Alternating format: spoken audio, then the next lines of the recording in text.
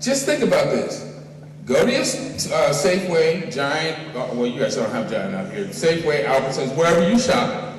Get yourself a piece of chicken, get yourself a piece of steak, and then get yourself some potatoes, apples, and tomatoes.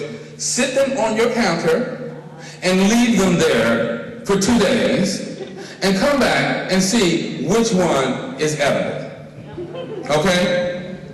The plant foods are alive and therefore will impart life to your body. The animal foods are necrotic, dead tissue, and you continue to put that stuff in your body, it's going to continue to make your body fall apart.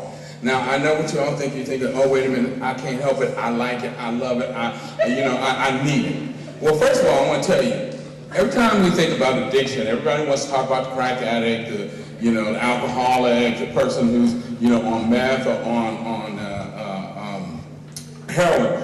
You have not seen the face of addiction until you try to take a piece of fried chicken out of somebody's hand.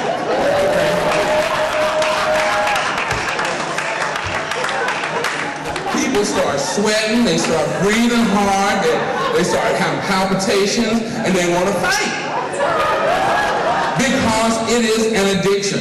And I know what you're thinking. You're thinking, yeah, but man, I like it. Well, the fact of the matter is, none of us ask for fried chicken or pork chop in the delivery room. Everything you think you like, you had to learn to like. And just as you learn to like things that are not good for you and that break your body down, you can learn to like things that actually build you up and help you live longer. There is this Western concept that somehow things that are pleasurable in life have to be those things that are destructive to either the environment or our bodies or both. That is a specious way of thinking, and we need to reject it. You do not have to have things that tear you down in order to enjoy yourself. You can derive pleasure, the same amount of pleasure, from things that build you up and that preserve the earth for future generations as you do for those things that tear your body down and end your life much sooner. One of the reasons that we as people of color have such a hard time breaking out of these cycles of poverty is because we start breaking down so soon. I work in one of the hospitals I work at in Washington, D.C. is an inner city hospital, and I'm telling you, I see people coming into my hospital every single day, dying in their 40s and 50s and even their 30s with diseases that they shouldn't be dealing with until they're at least 80 years old, but it's because they've been putting things in their body that has torn their body down, and now they're falling apart. Ladies and gentlemen, this is not a race to the grave. The goal is to live as long and as healthfully as you possibly can. Well, the only way to do that is by giving your body the foods and nutrients that will help preserve health and build it up as opposed to tearing it down. So I want to encourage you to take a look at the ideas that you have allowed yourself to sort of absorb from this larger society we live in, and realize that Armistar doesn't give a damn about you.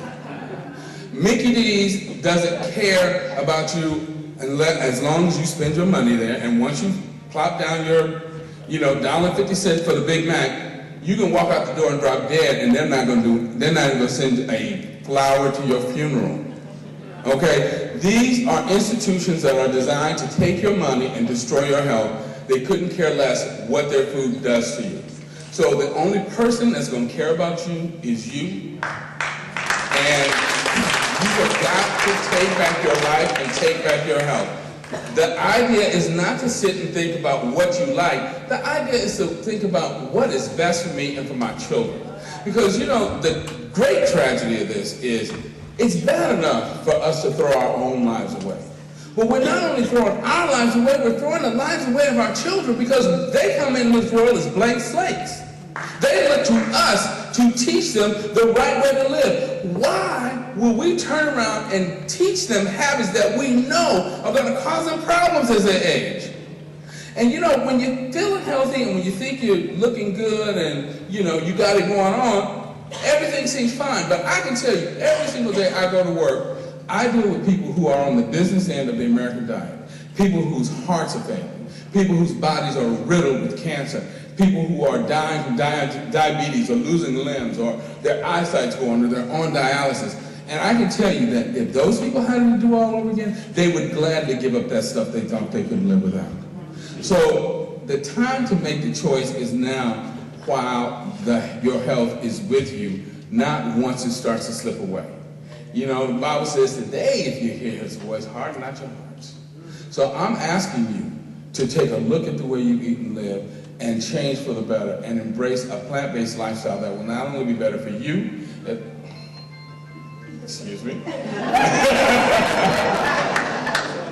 it will be better for your children and ultimately better for the earth. Thank you very much.